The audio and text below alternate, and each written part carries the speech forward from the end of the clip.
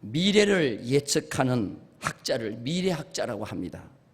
그 중에 유명한 사람이 엘빈 토플러라고 하는 사람이 있습니다. 그의 저서는 참으로 대단한 인기가 있습니다. 미래의 충격, 제3의 물결, 권력의 이동, 부의 미래, 참 유명한 서적들이 많습니다. 그의 저서에서 강조하는 것이 있습니다. 그것이 바로 뭐냐 하면은 부나 권력은 한 곳에 오면 거기에 계속 머물러 있지 않다는 거예요. 그것이 이동한다는 거예요. 시프트 한다는 거예요. 그래서 부도 이동이 되고 권력도 이동이 된다는 것입니다. 어디에서 어디로 이동하는가? 어디에서 어디로 이동하는가? 물질이라는 것, 돈이라는 것이, 경제라는 것이 어디에서 어디로 이동하는가?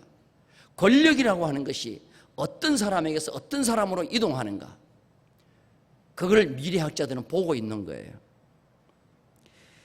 속도전이 빠른 곳으로 이동한다, 그렇게 결론을 내립니다. 속도가 있어야 된다는 거죠. 도로를 달리다 보면 모두가 다 100km를 달립니다. 그런데 앞에서 60km로 달리는 자동차 하나가 앞길을 막고 있습니다. 그러면 뒤에 100km, 200km짜리 아무리 차가 있어도 소용이 없습니다. 그 60km 때문에 정체가 시작되는 겁니다. 그래도 다행인 것은 2차선 도로 같으면 추월이라도 할 수 있습니다. 그런데 쌍방 1차선 같은 경우에는 추월도 못하고 계속 늦게 가야 되는 것입니다. 이 시대에 가장 느리게 달리는 정차된 곳이 어디라고 하느냐 하면 정치라고 그렇게 얘기합니다. 모든 것은 다 앞질러 가고 있는데 정치만 지금 제일 뒤에 쳐지고 있다, 그렇게 보는 거예요. 뭐 이렇게 또 주장하지 않는 분도 있습니다만은 그는 그렇게 얘기하고 있습니다. 대표적인 기업 가운데 이 시대에서 도태된 기업이 있습니다. 그것이 바로 뭐냐면은 일본의 유명한 필름 회사인 코닥입니다. 코닥. 이 코닥이 필름 때문에 필름을 놓지 못해서 코닥은 디지털 카메라를 제일 먼저 발명했는데도 오픈을 하지 않았습니다. 세상에 내놓지 않았습니다. 왜? 그걸 내놓으면 필름이 없어지기 때문에. 그래서 그들은 필름을 팔기 위해서 디지털 카메라를 제일 먼저 발명했는데도 내놓지 않았습니다. 그 사이에 우후죽순으로 디지털 카메라를 내놓는 바람에 결국은 코닥은 시대에서 멀어지고 말하는 거예요.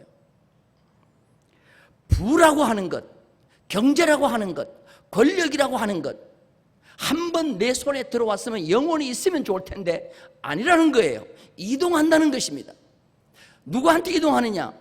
시대가 빨리 변화되는 그 속도에 맞추지 못하면 그건 다 도태된다는 거예요. 그래서 지금 시대를 속도전이라고 그렇게 얘기합니다. 오늘 본문에 보면 한 사람에게 권력이라는 게 주어졌어요. 힘이라는 것이 주어졌어요. 근데 그 권력이 그 사람에게 오래 있지 못합니다. 다른 사람에게로 이동됩니다. 그래서 오늘 말씀의 제목이 뭐냐 하면은 따라서 합시다. 권력의 이동.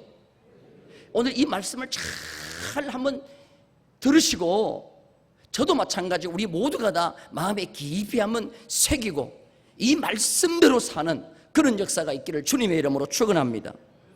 히스기야 왕 때 중요한 신하 한 사람이 있습니다. 그 사람이 누구냐 하면 셈나라고 하는 사람입니다. 젊은이라는 뜻을 가지고 있는 셈나입니다. 한번 따라서 해라. 셈나. 예, 여러분들 젊은 사람 보면 연세 드신 분들이 셈이 나잖아요. 셈나. 한번 따라서 해라. 셈나. 셈 부리지 마세요. 별로 좋지 않은 사람이에요. 자, 우리 한번 성경 보겠습니다. 이 사람이 뭘 맡고 있는지 한번 볼까요? 이사야 22장 15절 말씀입니다. 다 같이 읽겠습니다. 주 만군의 여호와께서 이르시되 너는 가서 그 국고를 맡고 왕국 맡은 자 셈나를 보고 이르기를. 셈나는 두 가지를 맡고 있어요. 국고를 맡고 있고 왕궁을 맡고 있다고 소개하고 있습니다. 국고는 뭡니까? 나라의 창고지요. 오늘날로 말하면 경제부총리 자리입니다. 대통령 어떻게 보면 다음 가는 자리와 같은 거예요. 그 다음에 왕궁을 맡고 있다 그랬습니다. 오늘날로 말하면 청와대의 모든 살림을 맡고 있는 거예요. 그런데 이 셈나가 높은 권력을 가지고 있을 때 하나님을 위해 살지 않습니다. 자기를 위하여 사는 것입니다. 자, 우리 성경 한번 보겠습니다. 이사야 22장 16절입니다. 다 같이 한번 읽겠습니다. 다 같이 시작. 내가 여기와 무슨 관계가 있느냐? 여기에 누가 있기에 여기서 너를 위하여 묘시를 팠느냐? 높은 곳에 자기를 위하여 묘시를 팠고 반석에 자기를 위하여 처소를 쪼아내었도다. 샘나는 힘이 있을 때 자기를 위하여 자기를 위하여만 살았습니다. 신구약 성경 가운데 한 절 속에 자기를 위하여가 제일 많이 나오는 것이 오늘 이 절이에요. 하나님께서 권력을 줬습니다. 하나님께서 부를 줬습니다. 하나님께서 건강을 줘봤습니다. 그랬더니 그것 가지고 자기만을 위하여 살았다는 거예요. 이 삶은 바로 하나님께서 주신 것을 이동시켜버려요. 부를 주면 부를 이동시켜버리고, 권력을 주면 권력을 이동시키고, 건강을 주면 건강을 이동시켜버리는 거예요. 오늘 여기 보니까 무덤을 팠는데, 자기를 위하여 묘시를 팠는데 적당하게 파지 않았어요. 여기 보니까 높은 곳에 팠다 그렇습니다. 높은 곳에 팠다는 말은 뭐냐 하면 왕의 무덤을 팠다는 거예요. 자기가 마치 왕이 된 것처럼 하나님께서 잠시 권력을 줘봤더니 자기 위에 더 높은 사람이 없어요. 제일 높은 곳에 자기가 들어가겠다고 묘실을 거기에 판 거예요. 그리고 무덤을 화려하게 팠습니다. 여러분, 사람이 죽고 난 뒤에 무덤 뭐 필요하죠. 그런데 세계 역사를 두고 볼 때 무덤 화려한 나라치고 잘 사는 나라가 없습니다. 세계적으로 무덤이 제일 큰 나라가 어디예요? 피라미드 애굽이에요. 애굽 가보세요. 잘 살지 않습니다. 두 번째로 큰 무덤이 있는 나라가 인도예요. 타지마할이며 잘 살지 못합니다. 세 번째 캄보디아, 앵코르와트 다 무덤이에요. 그런데 잘 살지 못합니다. 미국 가보세요. 무덤 있는지 없는지 몰라요. 봉도 없어요. 그 대신 기념관을 크게 지어놓습니다. 링컨 기념관, 워싱턴 기념관. 거기 가면은 이 사람이 왜 이렇게 위대한 인물이 됐는가, 그리고 그가 가지고 있던 성경 읽은 것들, 이런 것들을 놓으면서 후진들이 와서 보고 배우라고 하는 거예요. 그런데 이 샘나는 힘을 줘봤더니 그 힘 가지고 죽어서 이 썩어 없어질 육체 좋은 것에 묻히겠다고 화려한 무덤을 팠다는 거예요. 하나님의 기대에 어긋난 거예요. 그리고 자기 집을 지었는데 그냥 지으면 얼마나 좋겠어요. 그런데 반석에 집을 쪼아내었다 그랬어요. 반석에 집을 쪼아내었다. 이거 보통 집이 아닌 거예요. 반석이라는 말이 세라라는 말인데요, 이 세라는 그냥 반석이 아니에요. 요새 아무나 접근할 수 없는 벼랑 끝과 같은 요새의 바위입니다.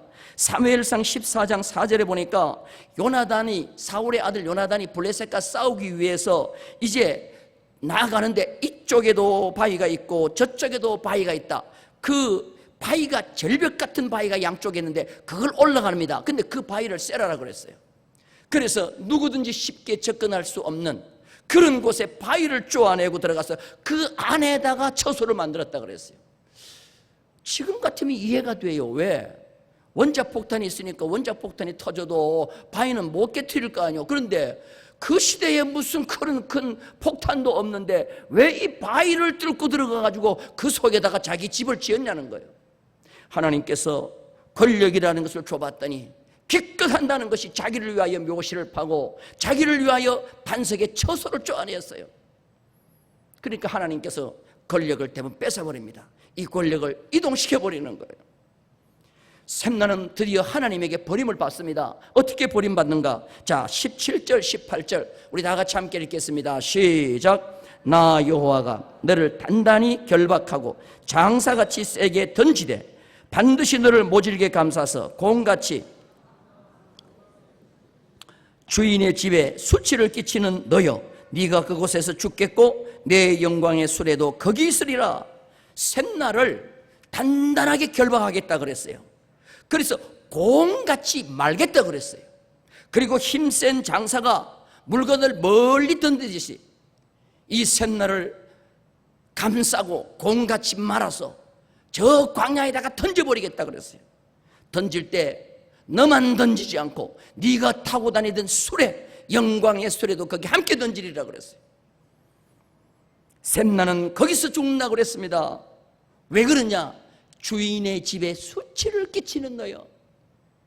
하나님께서 힘을 줘 하나님의 일하고 하나님의 나라 세우고 하나님의 영광을 위하여 모든 사람을 위하여 하라고 했는데 자기만을 위하여 살았어요. 그랬더니 하나님께서 그 자기가 파놓은 돌무덤에 못 들어가게 합니다. 그 처소에 못 삽니다. 자기는 힘센 장사에 의해서 똘똘 말려 광야에 멀리 던져버리는 겁니다. 가장 비참한 죽음이 뭔지 아세요? 광야에서 멀리 던져버리는 거예요. 꼭꼭 묶어가지고. 죽여서 던지지도 않아요. 산채로 던져버려요. 묶어서. 그러면 5분 안에 독수리 떼들이 몰려와가지고 그냥 뼈만 앙상하게 낳고 해체해버리는 거예요. 이 샘나가 바로 그런 비참한 결말이 왔다는 거예요. 왜 그러냐? 권력을 줘봤더니, 물질과 부를 줘봤더니, 힘을 줘봤더니 하나님은 간 것도 없고 자기만을 위해 살았다는 거예요. 쉽게 망하는 비결이 뭔지 아십니까? 쉽게 빼앗기는 비결이 뭔지 아십니까? 나를 위해서 살면 돼요. 그런데 영원히 내 자녀 대대손손이 하나님이 주신 축복을 누리기를 원하십니까? 하나님을 위해서 살면 돼요. 그러면 하나님이 그를 인정하고 영원토록 권력과 부를 그에게 고정시켜 주실 줄로 믿습니다.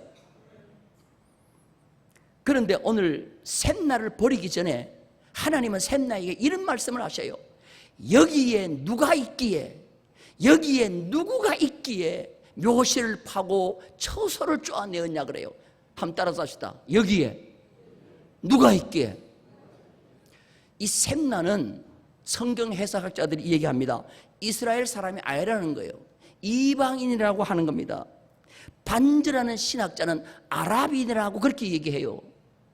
보통 이스라엘 사람들의 이름을 기록할 때는 처음에 한 번 기록할 때는 이렇게 합니다. 어디 사람 샘나 이렇게 얘기해요. 아니면은 자기 아버지 이름을 불려서 샘나라고 이렇게 얘기합니다. 아리마대 사람 요셉 이렇게 하듯이. 그런데 샘나는 앞에 붙인 게 하나도 없어요. 이건 뭐냐? 이방 사람이라는 거예요. 그러니까 샘나는 자기 혼자 지금 이스라엘에 와가지고 있는 거예요. 그래서 어떤 성경학자들은 애굽 사람이라고 얘기합니다. 히스기야가 그때 친애굽 정책을 썼어요. 친애굽 정책을 쓰니까 애굽에 있는 친애굽파 사람에게 경제를 맡긴 거예요. 그러니까 이 사람은 영원히 이스라엘에 있을 사람이 아니고 언제든지 애굽으로 돌아갈 사람이에요. 그러니까 여기 누가 있기에 애굽 왕이 오라고 하면 언제든지 가야 될 대사와 같은 네가 왜 이스라엘에 영원히 있을 줄 알고 여기에 묘실을 파고 여기에 집을 지었느냐는 거예요. 여러분 무슨 말씀 이해가 되면 아멘? 우리가 이 땅에 영원히 여기 살 것이 아니에요. 우리는 언젠가는 주님이 오라고 하면 하늘나라로 가야 될 줄로 믿습니다. 이 땅에 천년 만년 있을 줄 알고 여기 무덤 화려하게 할 필요 있어요 없어요? 없는 거예요. 집 화려하게 지을 필요가 있어요 없어요? 없는 거예요. 그냥 살면 되는 거예요. 따라서 그냥 살면 되고 그냥 묻히면 된다.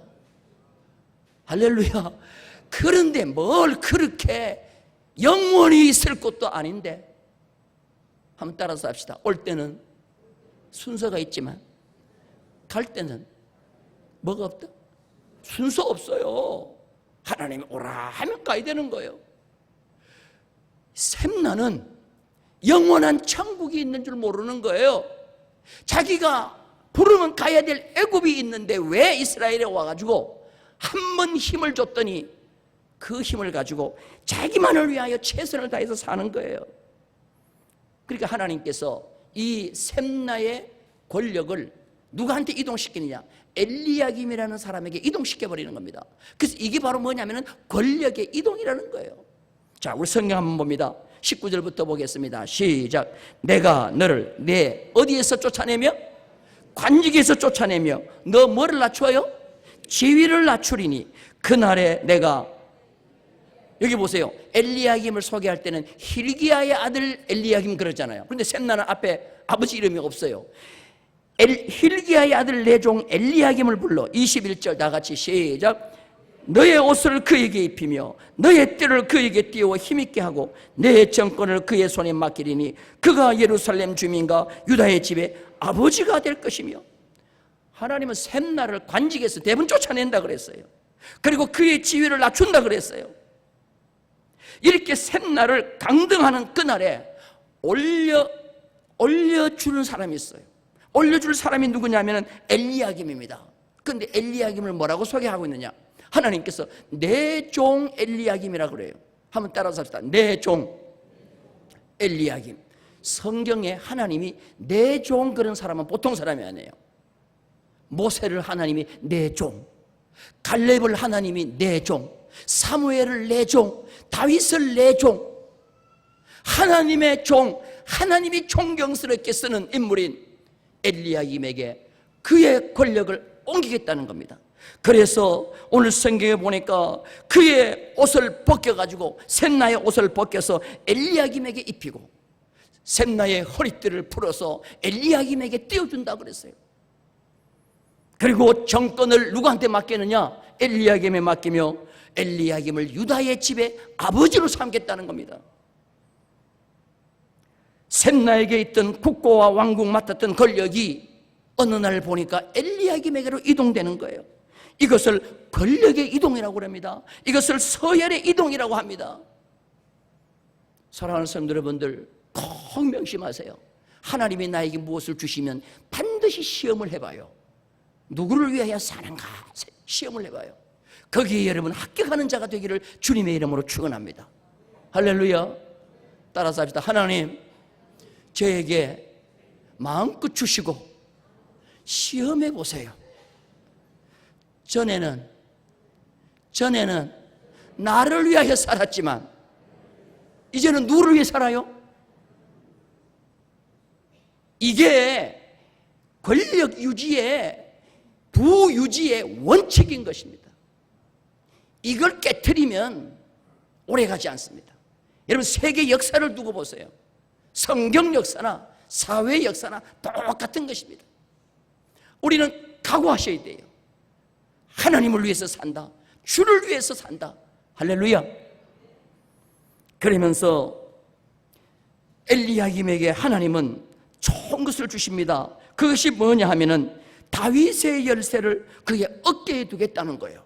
그 다윗의 열쇠가 어떤 열쇠입니까? 열면 닫을 자가 없고 닫으면 열 자가 없는, 이 열쇠를 가진 자를 누구도 당할 수 없는 이 열쇠를 주겠다는 거예요. 저는 오늘 이 다윗의 열쇠, 오늘 이 말씀을 듣는 우리 모두가 소유하기를 주님의 이름으로 축원합니다. 할렐루야. 제가 어떤 교회 가서 부흥회를 했어요. 이 내용을 가지고 한번 했더니 예배를 맞춰놨는데 울면서 한 분이 지팡이를 짚고 한쪽 풍을 맞아서 오셔요. 장로님이신데, 목사님, 10년 전에 내가 이 설교 들었다고 하면 이런 꼴이 되지 않았을 거라는 거예요. 잘 나갔다는 거예요. 잘 나갔다는 거예요. 근데 그때 자기를 위해서 살았다는 거예요. 지금 다 잃었다는 거예요. 다 잃었다는 거예요. 여러분, 꼭 명심하세요. 하나님이 나에게 권력을 주시든 부를 주시든 누구를 위하여 살자? 그러면 권력 고정이에요. 그런데 나를 위해서 살았다, 그러면 권력 이동이에요. 아무리 하나님이 이동하는 걸 내가 잡으려고 해도 절대로 나에게 잡히지 않습니다. 여러분에게 사진 한 장을 보여드리겠습니다. 후세인 사진입니다. 저는 참 잊을 수가 없습니다. 2003년 12월 15일 후세인이 체포당할 때의 사진입니다. 비춰주지 마세요. 빨리 꺼요. 오래 볼 필요는 없습니다. 저 후세인을 잡고 미 군인들이 믿지 않았어요. 그렇게 잘 나가던 후세인이 과연 맞냐? 그래서 너 이름이 후세인 맞냐니까 맞다는 거예요. 처참하게 잡혔습니다. 후세인은 대표적으로 이 시대에 자기를 위하여 산 사람이에요. 바그다드 대통령궁 지하에 처소를 오늘 이 셈나처럼 처소를 만들었는데 바위를 쪼아내서 만들듯이 만들었어요. 지하 6m 콘크리트를 가지고 2m 콘크리트로, 초강력 콘크리트로 핵폭발에도 끝도 없도록 만들어놨어요. 550평 규모의 지하 벙커에 25명이 1년 동안 살 수 있을 만큼 식량, 의료품, 상수시설, 공기청정기까지 다 설치해놨어요. 그 하나 만드는데 1억 달러, 1,300억입니다. 이걸 50개를 만들어놨어요. 거기 들어가서 살 것 같습니까? 하나님은 절대로 그런 사람 거기 들어가서 못 살게 만듭니다. 그를 잡기 위해서 현상금을 걸었습니다. 현상금을 걸었는데 300억 현상금을 걸었어요. 300억 현상금을 걸었더니 누가 이 후세인을 신고한지 아세요? 경호원이 신고했어요. 경호원이. 자기를 지켜준 경호원. 여러분, 시대는 이렇게 바뀌는 거예요. 결국은 그가 체포를 당했습니다. 평소에 항상 이 후세인이 한 말이 있어요. 나는 모델이 있다. 내 모델은 뭐냐? 성경에 나오는 바벨론 왕의 느부갓네살이라고 그랬어요. 느부갓네살이 있던 바벨론이 이라크거든요. 나는 바벨론이다. 바벨론의 느부갓네살 왕이다. 여러분, 느부갓네살 왕이 교만하니까 하나님께서 왕국에서 쫓아냈죠. 그리고 그 느부갓네살 왕에게 혼이 들어갔는데 무슨 혼이 들어갔냐? 짐승의 혼이 들어갔어요. 짐승의 혼이 들어가니까 갑자기 왕이 들어가서 소처럼 풀을 먹는 거예요. 그리고 그 왕의 수염이 이슬에 젖어서 마치 독수리의 깃털 같이 됐다고 그랬어요. 자, 우리 성경 한번 봅니다. 다니엘서 4장 33절입니다. 다 같이 읽겠습니다. 시작. 바로 그때에 이 일이 나 느부갓네살에게 응함으로 내가 사람에게 쫓겨나서 몸이 하늘 이슬에 젖고 머리털이 독수리 털과 같이 자랐고 손톱은 새 발톱과 같이 되었더라. 여러분들, 저는 왜 저 후세인의 사진을 보면서 뭘 생각했는가 하면 바로 이 느부갓네살의 모습을 생각한 거예요. 똑같이 됐어요. 여러분, 닮을 사람이 있는 겁니다. 우리가 모델로 삼아야 될 사람이 있는 거예요. 하나님이 버릴 사람을 어떻게 내가 모델로 삼습니까? 자기도 똑같이 그렇게 된 거예요. 시골 농부의 집에 약 한 2m 되는 하수도에 스티로폼 박스를 드러내니까 거기에 후세인이 있다는 거예요. 믿기지 않았습니다.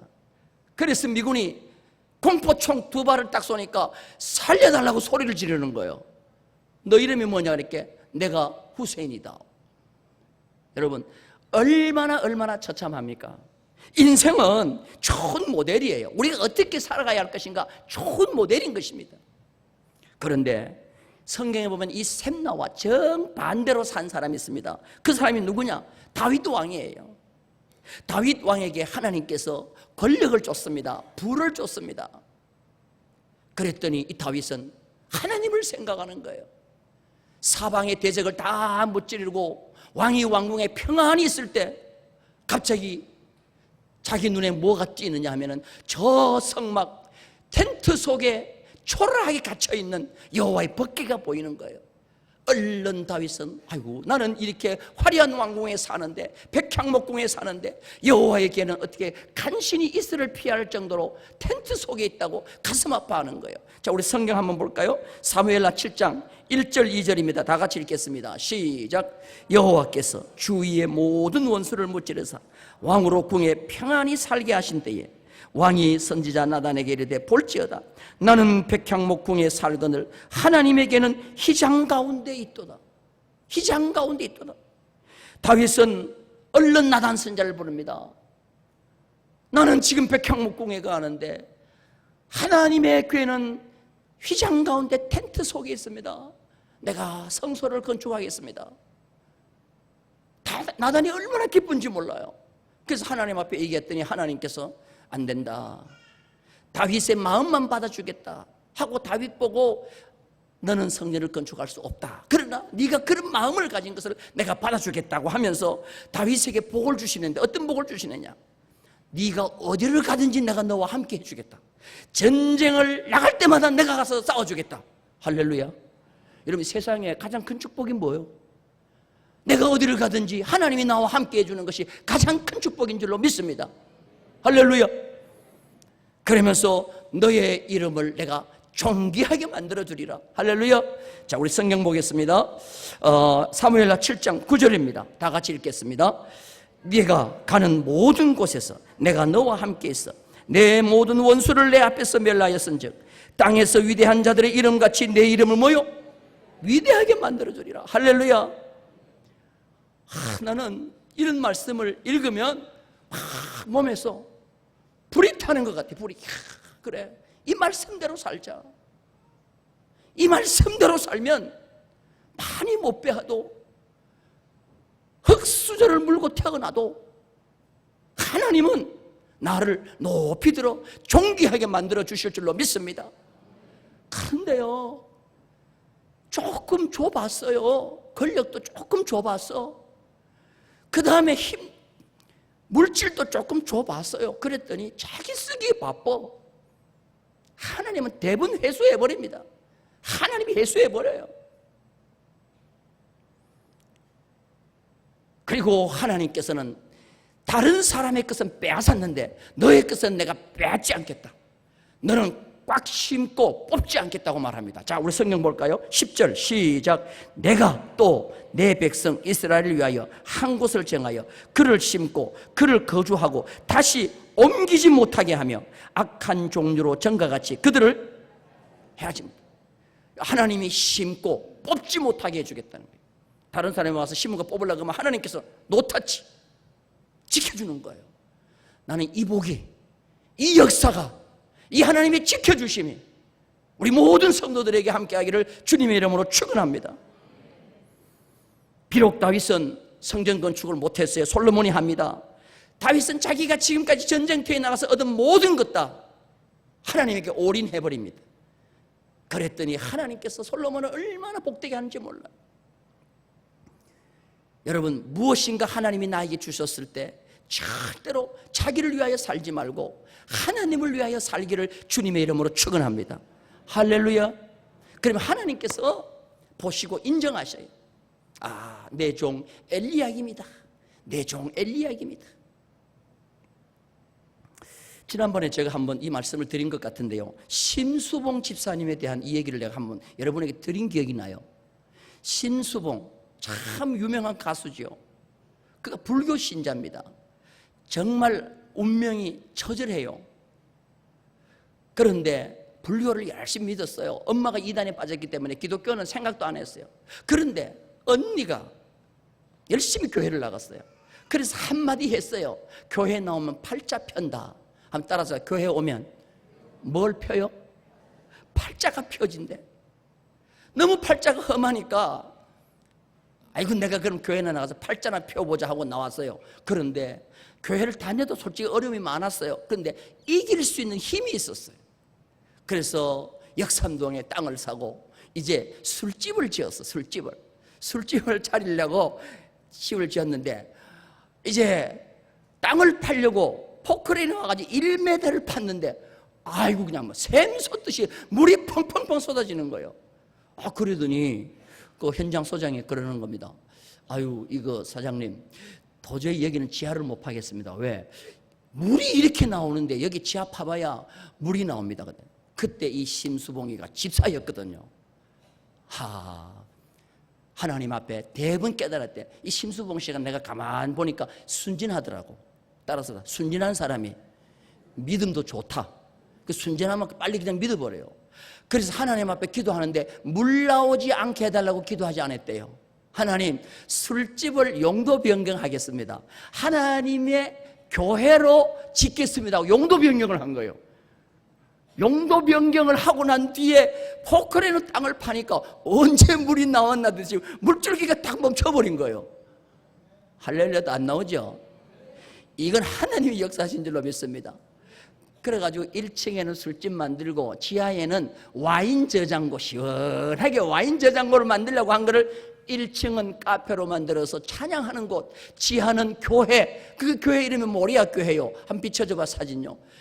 모리아교회란 말이에요. 그래서 하나님의 역사가 저곳에 있었던 거예요. 할렐루야. 할렐루야.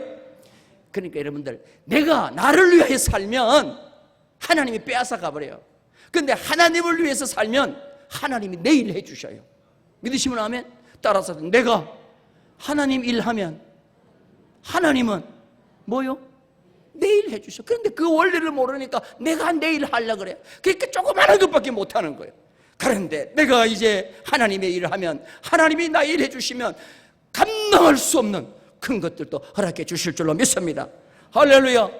이 세상에 하나님과는 그 어떤 것도 바꿀 것이 없는 줄로 믿습니다. 오늘 이 시간 이후로 우리는 무엇을 하든지 하나님을 위해서만 일할 수 있는 우리 모두가 되기를 주님의 이름으로 축원합니다.